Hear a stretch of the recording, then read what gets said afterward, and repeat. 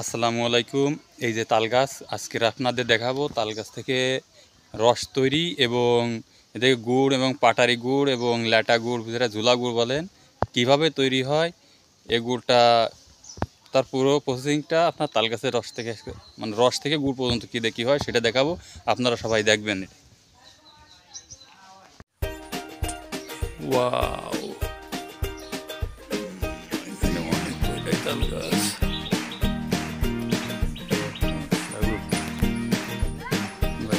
তাল গাছ, এই তাল গাছ থেকে হচ্ছে রস হয়। দেখেন নিচে অনেক কিছু আছে, তারপরে যে বাইক দেওয়া আছে ঠিক খেজুর গাছের মতো। তাল গাছের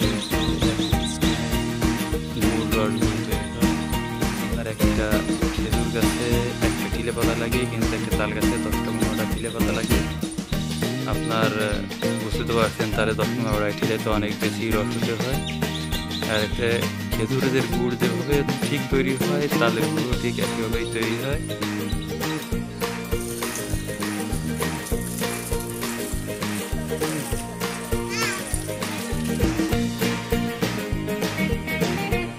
তাল গাছটা ফুল তাল গাছ, ফুল হয়, এটা তাল হয় না।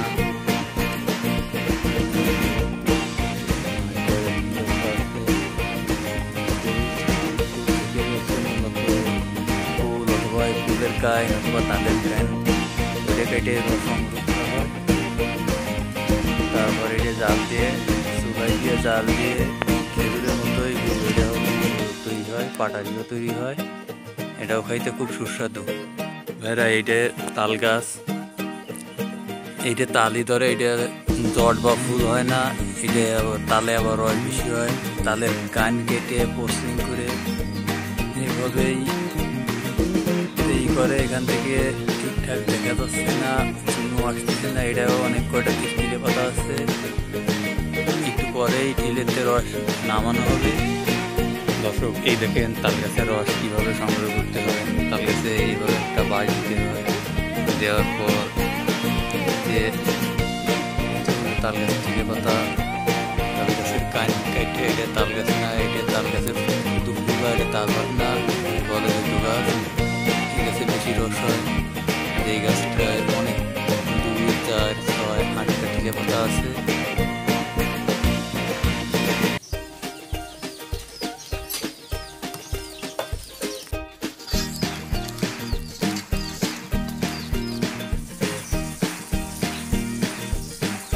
আমাদের চাষা এই যে গুড় তৈরির জন্য, পাটারি তৈরির জন্য গুড় জাল দিচ্ছে।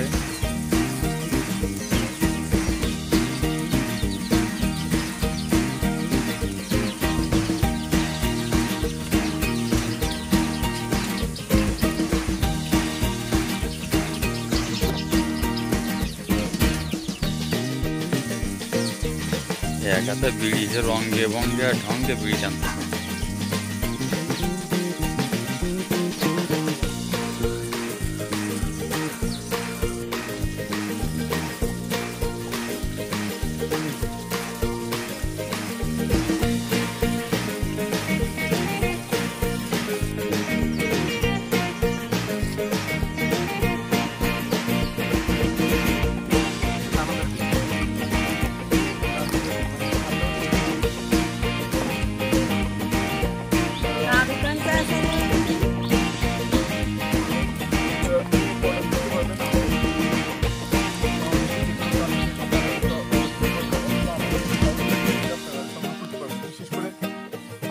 ড্যামরাবাসী যারা ন্যাচারাল খাচ্ছে তারাই